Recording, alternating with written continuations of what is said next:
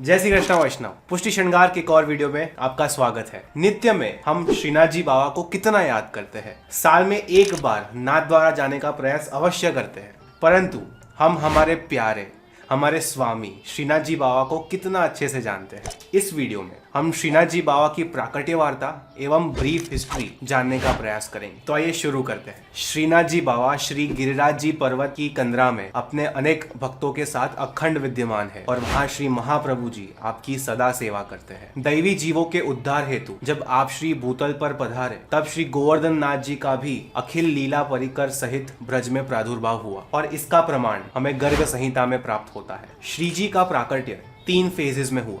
सर्वप्रथम आपकी ऊर्ध्व पूजा का प्राकट्य हुआ, फिर आपके मुखारविंद का प्राकट्य हुआ और अंत में संपूर्ण विग्रह का प्राकट्य हुआ। ऊर्ध्व पूजा की प्राकट्य की बात तो विक्रम संवत 1466 यानी श्रावण कृष्ण पक्ष तृतीया के दिन श्री जी के ऊर्ध्व पूजा का प्राकट्य हुआ। एक गाय रोज नित्य उस स्थान पर जाती और दूध स्त्राव करके वापस आ जाती। कौतूहलवश आन्योर के एक ब्रजवासी जिनकी वो गाय थी वो उस स्थान पर उस गाय के पीछे पीछे गए, तब उन्हें श्री जी के ऊर्ध्व पूजा के दर्शन हुए और वो दिन नाग पंचमी का था। आन्योर के उस ब्रजवासी ने फिर 5-10 और लोगों को बुलाया और सबको ही दर्शन करा और सब आश्चर्य में पड़ गए और सब अपना अपना अनुमान लगाने लगे। और तभी एक बूढ़े बाबा ने अपना मत रखा कि जब श्री कृष्ण ने गिरिराज जी उठाए तभी अपना स्वरूप स्थापित किया होगा। और तब श्री जी ने आज्ञा करी कि अभी मेरी भुजा के दर्शन करो और जब समय अनुकूल होगा तब मैं स्वयं प्रकट होऊंगा। तब ब्रजवासी ने दूध अक्षत एवं चंदन से प्रभु का पूजन किया और दूध और फल का भोग आरोगाया।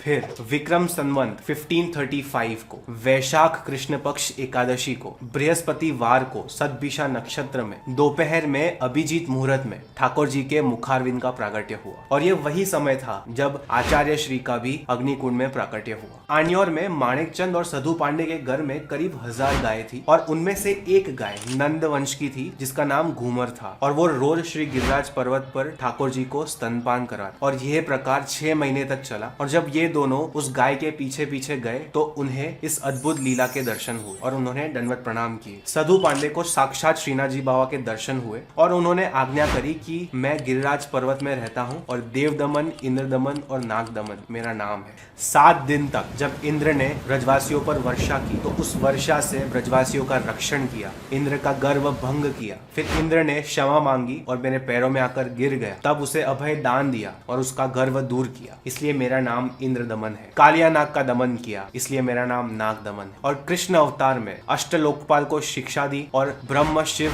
और काम इन 3 मुख्य देवताओं का दमन किया, इसलिए मेरा नाम देव दमन है। ये सारे प्रसंग ठाकुर जी ने सधु पांडे को समझाए और आज्ञा करी कि मुझे इसी गाय का दूध रोज 2 समय आरोगाना। सधु पांडे ने ठाकुर जी के दंडवत प्रणाम किए और आपकी आज्ञा सरमाथे ली। फिर वे घर वापस लौटे और अपनी बेटी नारो और अपनी पत्नी भवानी को ये पूरा वृतांत सुनाया और कहा कि ये दोनों समय दूध आरोगाने का क्रम चालू रखे। फिर जब इस गाय का दूध सूख गया तब ठाकुर जी ने सधु पांडे को आज्ञा करी, जमनावते गांव के धर्मदास व्रजवासी की एक गाय कल तेरी खिरक में आएगी, अब से उसी गाय का दूध आरोगाना। धर्मदास व्रजवासी जो कुंभन दास जी के चाचा थे, उनकी एक गाय नित्य गिरिराज जी पर्वत पर जाकर ठाकुर जी को दूध आरोगा के वहीं बैठ गई। फिर धर्मदास जी और कुंभन दास जी गाय को ढूंढते ढूंढते ठाकुर जी के पास पहुंचे और ठाकुर जी ने आज्ञा करी कि इस गाय को सधु पांडे की खिरक में दे दो। और कुंभन दास जी जो उस समय 10 वर्ष के थे, उन्हें आज्ञा करी कि रोज मेरे पास आके खेलो। फिर श्री महाप्रभु जी गोवर्धन नाथ जी की तरहेटी पर सधु पांडे के घर पधारे और सधु पांडे ने महाप्रभु जी से सब वार्ता करी और वे उनके सेवक बने। और फिर अगले दिन श्री महाप्रभु जी ठाकुर जी से प्रेम से मिले और उनका प्रथम मिलन हुआ और प्रभु का संपूर्ण विग्रह प्रकट हुआ। वो साल था विक्रम संवत 1549। फिर ठाकुर जी की आज्ञा अनुसार महाप्रभु जी ने एक मंदिर सिद्ध कराया और पाठ बिठाया और फिर ठाकुर जी की इच्छा अनुसार महाप्रभु जी ने रामदास जी को प्रभु की सेवा सौंप दी और फिर मोर चंद्रिका और गुंजामाला के श्रृंगार सिद्ध करा के रामदास जी को सेवा का प्रकार समझाया। फिर महाप्रभु जी जब पृथ्वी परिक्रमा करके पुनः लौटे तब प्रभु का अन्नप्राशन किया और फिर ठाकुर जी ब्रजवासियों की छाक छिन्न छिन्न, उससे पहले ठाकुर जी केवल दूध घर का भोग आरोगते। इस प्रकार नित्य कौतुक करते और वैष्णवों को विविध सहानुभाव जताते। फिर एक दिन पूरणमल क्षत्रिय ब्रज पधारे और ठाकुर जी ने उन्हें एक नया मंदिर सिद्ध करने की आज्ञा करी। पूरनमल जी ने यही आज्ञा, यही विनती महाप्रभु जी से करी, परंतु यवनों का आक्रमण होगा ये सोचकर श्री महाप्रभु जी ने मना कर दिया और नंदालय सा एक छोटा सा घर सिद्ध करने को कहा। परंतु 3 बार नक्शा शिखरबद्ध मंदिर का ही बना। तब श्री महाप्रभु जी ने ये समझा कि ठाकुर जी की यही इच्छा होगी। फिर विक्रम संवत 1556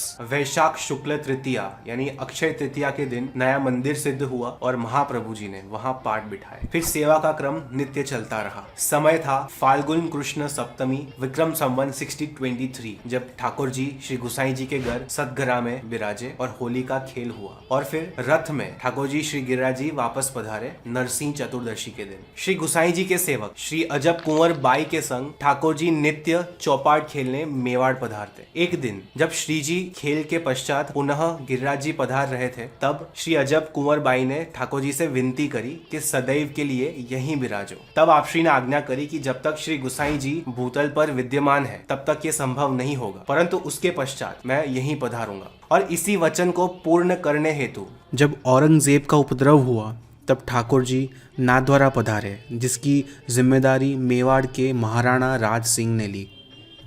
ठाकुर जी गिरिराज जी से मेवाड़ पधारे और उस समय के तत्कालीन आचार्य श्री बड़े दाऊजी महाराज श्री थे। सफर शुरू हुआ था जतीपुरा से, जो फिर आगरा, दंडोटी घाट, कोटा, बुंडी, पुष्कर, बिसलपुर, जोधपुर और अंत में सिंहड़ जो अब नाथद्वारा है वहां पे जाकर पूर्ण हुआ। यशवंत राव होलकर के परेशान करने पर उस समय के तिलकायत श्री गिरधर लाल जी महाराज श्री ने आषाढ़ शुक्ल द्वितीय को विक्रम संवत 1857 को महाराजा भीम सिंह को पत्र लिखा और 2 वर्ष बाद उनावस गांव होते हुए श्री विठलनाथ जी, श्री नवनीत प्रिया जी और श्रीनाथ जी उदयपुर पधारे और वहां पर 10 महीने तक विराजे। फिर 5 वर्ष तक घसियार विराजे और फिर पुनः नाथद्वारा पधार गए। तो ये थी श्रीनाथ जी बाबा की एक ब्रीफ हिस्ट्री। यदि ये वीडियो पसंद आया तो लाइक और शेयर कर दो, हमारी चैनल पुष्टि श्रृंगार को सब्सक्राइब कर दो और कौन से इन्फॉर्मेशन इस वीडियो में पसंद आई, कौन से वीडियोस आप आगे देखना पसंद करेंगे वो हमें कमेंट में बता दो। और यदि आप हमें किसी तरह से सपोर्ट करना चाहते हो तो याद रखिएगा कि पुष्टि श्रृंगार एक ऐसा ब्रांड है जहाँ पे आपको premium, authentic, high quality silver और गोल्ड के श्रृंगार मिलेंगे, चांदी के पात्र एवं खिलौने मिल जाएंगे और सुगंधी मिल जाएगी। परचेस करने के लिए आप हमारी वेबसाइट pushtishrinagar.com पर जा सकते हैं। व्हाट्सएप से आप हमें परचेस कर सकते हैं और यदि आप प्रेफर करते हैं कि आप हाथ में देखकर श्रृंगार को देखें और फिर परचेस करें तो आप वडोदरा में अलकापुरी हवेली के पीछे हमारा स्टोर है, वहां पे आके हमसे मिल सकते हैं और हमारे प्रोडक्ट्स देख सकते हैं। मुलाकात जल्द होगी, तब तक के लिए जय श्री कृष्ण।